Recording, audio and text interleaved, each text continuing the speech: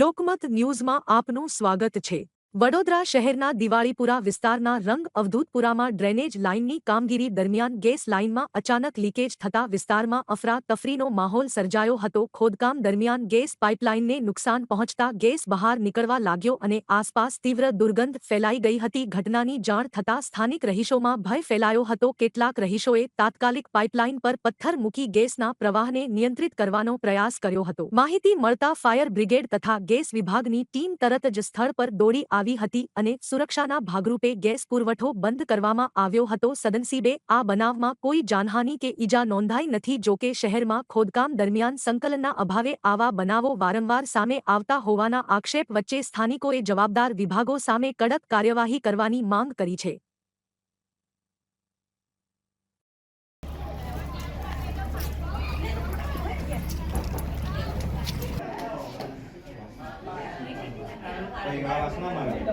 काम सेट થઈ ગયું મારું 985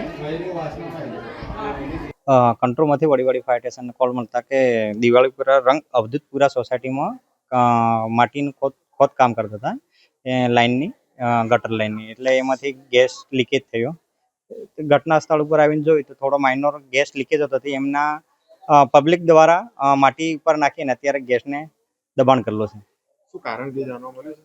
ના, જાણવા મળેલ નહીં। એટલે એ લોકો ગટરની કામગીરી કરતા હતા, એ કંઈક ટીકમ જેવું થોડું નોર્મલ વાગ્યું છે, ત્યાં લીકેજ થયું છે। શું નામ આપનું sir? Ganpat Jallaiya Vadiwadi fire station.